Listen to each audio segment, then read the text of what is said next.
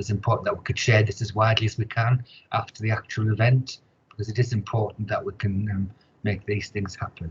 Recording has now started.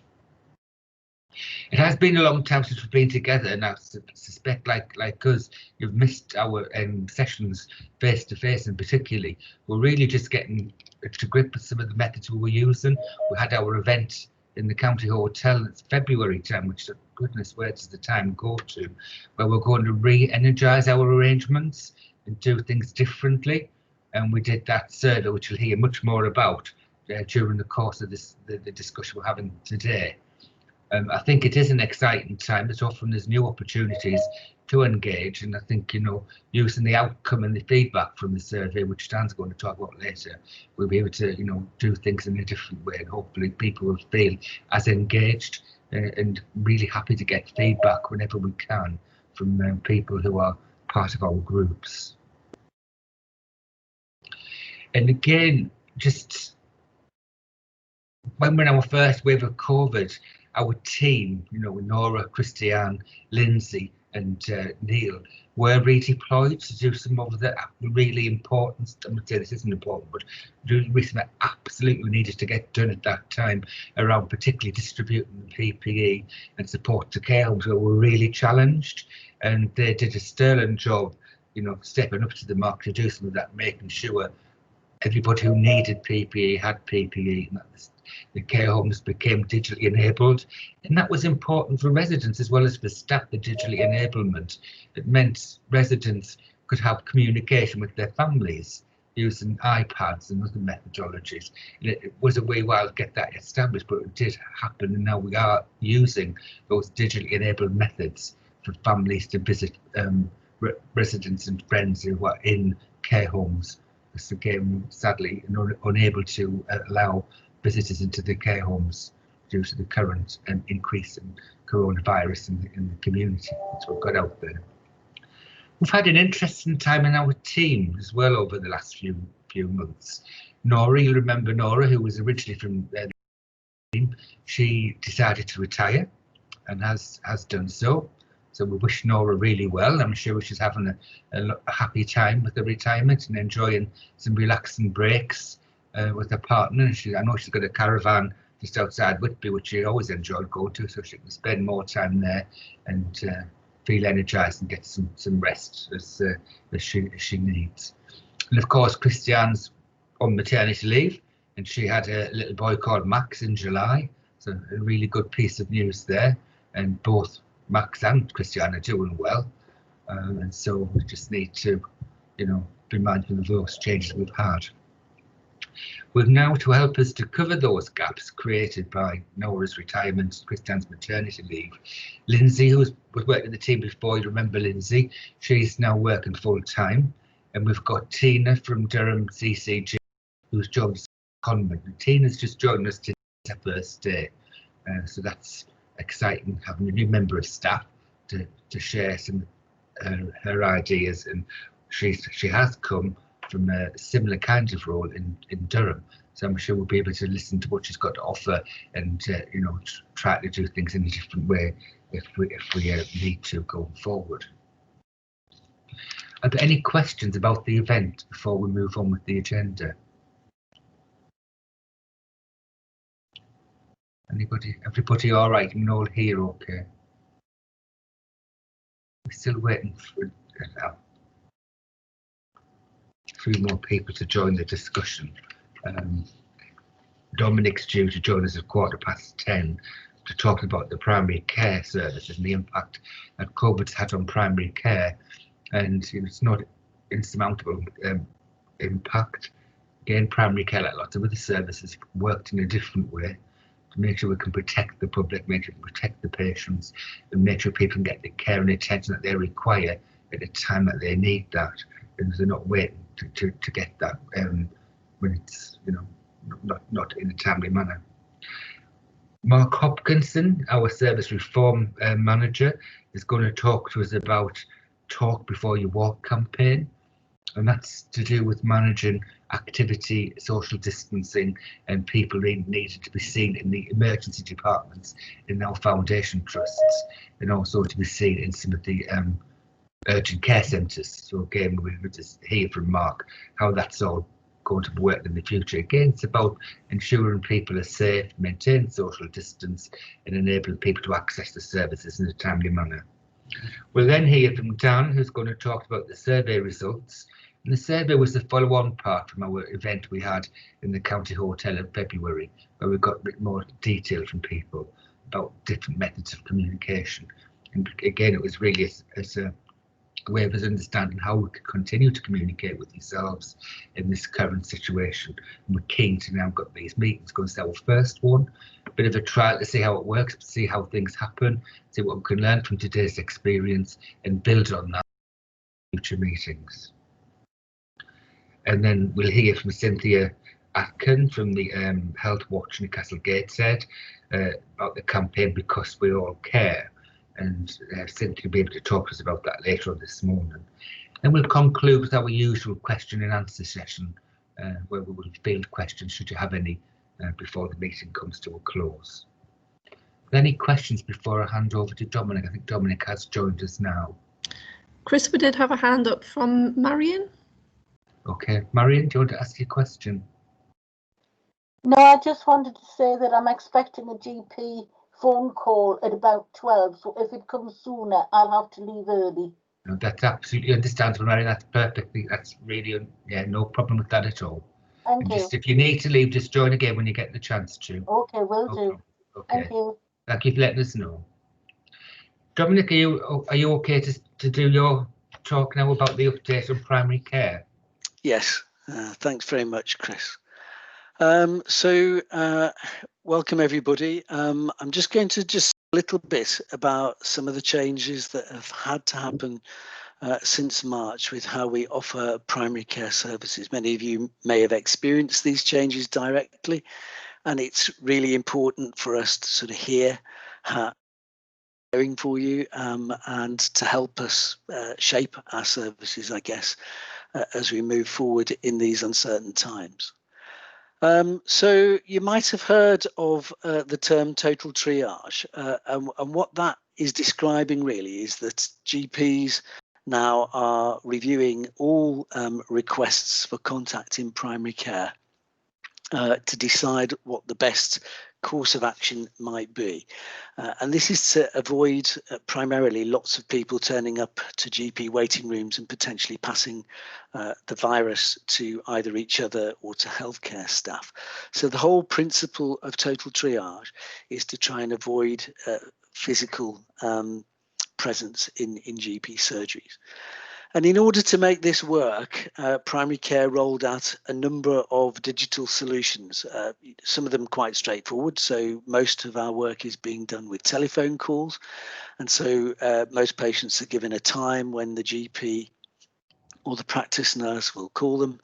But we do also have the option to use video. And again, I hope some of you have had some experience of the GP sending a text message with a link, and then pressing on that link turns the consultation to a video consultation. And that's been really helpful for a lot of scenarios whereby we might actually need to look at how well a patient is, or to look at a rash, or various things that you can do. The other thing that we've been able to do with some of those digital solutions is to send messages and web links to patients on text. So for things like the talking therapy service, for things like the TIMS musculoskeletal physiotherapy service, we've been able to send patients links whereby they can then go onto the website, make their appointments, make contact with services. Certainly in the March to May period, when COVID was extremely busy, we knew that we probably couldn't offer all the services that we wished to. So things like vitamin B12 injections, some of the screening programs, some of the immunization programs were all suspended for a period, but these now are all back up and running. And I've got to say that particularly in Newcastle Gateshead, but maybe throughout most of the Northeast, we were very good at keeping things going. So there wasn't many service lines that we stopped altogether. And that's very much the case as we move forward. There's also a link on the slide there, which is a patient resource guide. And so I'd encourage people to sort of copy that link and paste it into your browsers, because there's a lot of useful information that we've been gathering through COVID that is very helpful for patients. And this is stuff about, getting tests, about how to, stay healthy, how to cope with the isolation that we've all been subjected to. There's a lot of really useful information in there. So I'd encourage people to go and have a look at that if you can copy and paste that link.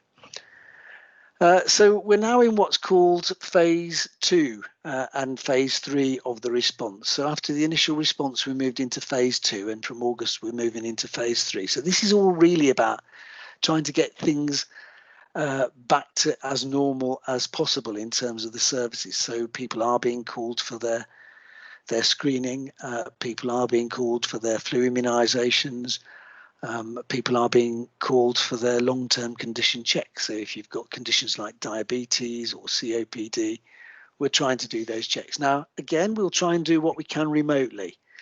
Certainly, you can't have a blood test done remotely, and a lot of these checks will require you to come to the surgery to have blood tests and BP measurements and height and weight and all that stuff. But when we do bring you to the surgery, we are going to be wearing masks, visors, gloves, aprons, and we'll be asking you to wear masks as well. But we're only going to still be bringing people to surgeries for the absolute necessary. And it's probably important to say as well that if you really do need to see your doctor face to face, doctors are going to be bringing you down to the surgery. If you need to be examined, if you need to have your tummy examined or your chest listened to, or your skin looked at or your eyes examined, then the doctor will bring you down, but they'll do it in a safe way. Having said that, we're still going to try and do as much as we can remotely, because we think that this is probably the safest way to protect people against the spread of COVID. But we've also been hearing, and it will be useful to hear your feedback as well, that for some people that this is actually better than having to make a specific trip to the doctors. And the incidents where we've seen that happen is particularly some of our older patients and frailer patients are preferring not to have to come out of the home to have a consultation with a doctor. And people with learning disability have been telling us that they're finding it less scary, I suppose, to be able to have a consultation with a doctor in their own home using video enablement. General practice is really busy at the moment, so that's the next thing to say, because a lot of people very, very helpfully said, right, okay, if we can give the doctors a little bit of a break, we'll hold off going until things have settled down a bit. But the upshot of that, I suppose, is that we're now facing a lot of backlog work, and general practice is extremely busy at the minute. And hospitals are extremely busy as well. So a lot of things are taking a bit longer to happen than you might have been used to pre-COVID. And certainly it's more important than it ever has been for people to be immunised against flu. And so at the minute, we're doing lots and lots of flu immunisations. And if people who are eligible for flu haven't made their appointments yet, we'd really encourage you to make those appointments either with your GP or with your local pharmacies if they're offering flu immunisation. The other extra bit of work that I wanted to mention is that we are supporting people who are living in care homes in a new way now. And just from last week, we've started a new service where we're working collaboratively with our colleagues from community nursing to make proactive inreach into every care home setting on a weekly basis. But again, we're going to be doing this digitally where possible, and all homes have got technology enabled now whereby we can review patients and have conversations with care home staff, but we'll be doing this on a regular basis, and every care home now has a link to a GP, and this includes care homes where people have mental health problems or learning disability. So if we could move on to the next slide.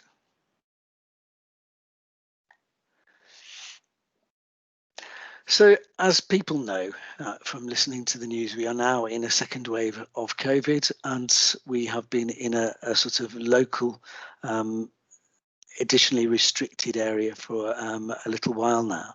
And we're hoping that by the end of this week or early next week, we'll be seeing an impact on that, slowing the rates of COVID in our areas here in the northeast. There have been problems with testing, and we're very aware that people who are ringing 119 or going online to try and arrange tests are finding that there are problems in terms of being sent a little bit further than they would wish to test centres, or having delays in the kits being posted out to them. And we're very troubled by that. We're making representation nationally that we think we need more testing, but as again you'll have heard on the news, this is a national problem, and the national test and trace systems are not quite operating at the levels that they need to. So we're representing this as well, and we're hoping that this is going to improve as new capacity in labs open up. During the most busy periods of the first stages of COVID in Newcastle and Gateshead, we operated what were called hot sites. Now, these were surgeries whereby if you had COVID symptoms and you needed to be examined, and it's important to say that many people with COVID symptoms don't need to be examined, they just need to be assessed remotely and monitored. And if they're having the mild disease that most people have, then the most important thing is that they self-isolate and stay indoors. But occasionally there were those people who we weren't sure whether they needed hospital admission or whether they were safe to self-isolate. So we would want to examine them. And so in order not to risk other members of the population, we set up hot sites. And that was a place where we could safely bring somebody with suspected COVID symptoms to examine them and make decisions about their further care. We stood these down in July, but we are now reopening the hot sites. So there'll be one for Gateshead and one for Newcastle. The Gateshead one is opening today, and the Newcastle one will be opening towards the end of this week. The other thing is that throughout the COVID period, we've had visiting services for people who've had COVID symptoms but were too unwell to come to be assessed in a hot site, but weren't obviously unwell enough to be an immediate hospital admission. So that home visiting service for suspected COVID is also still operational. So we've also asked practices, general practices, to have continuity plans. Now, what this means is that because of the test and trace system, it may be that your practice has to temporarily close for a few days. So, for example, last week we had a practice in Newcastle and a practice in Gateshead where so many staff had tested positive themselves for COVID that they had to go home and self-isolate. And this was to the extent that the practice could no longer keep their doors open. So they're back open again next week. But what this might mean for patients is that if they did need seeing face-to-face, they might have to visit a neighbouring practice. And the business continuity planning for practices means that they have arrangements whereby if the practice doors physically need to close, then the remote consulting will still continue. So you should still be able to speak to members of your practice. But if you do need face-to-face for either blood tests or to be examined, it may be that you're asked to visit a neighbouring surgery whilst that surgery is cleaned and whilst those staff recover. So that's just a very quick oversight of what we're doing in primary care. You may have some questions, and I'm happy to answer questions if people have got them.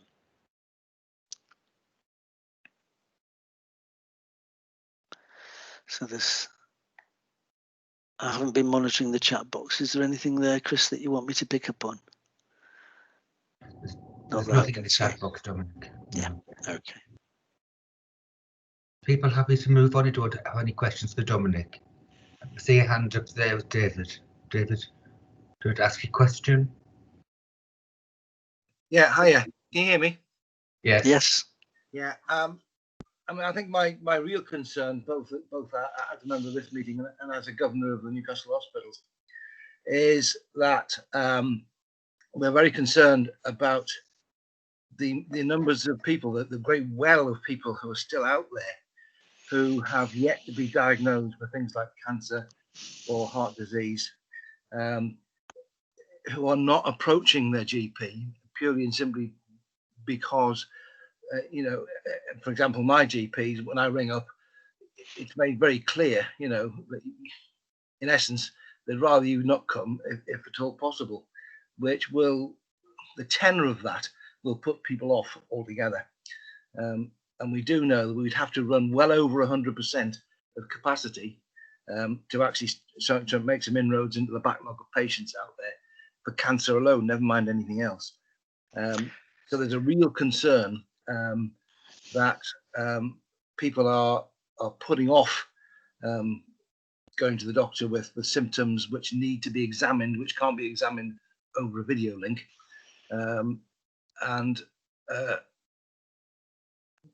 We do know from statistics that there are more people dying every day from cancer than there are dying from COVID, for instance.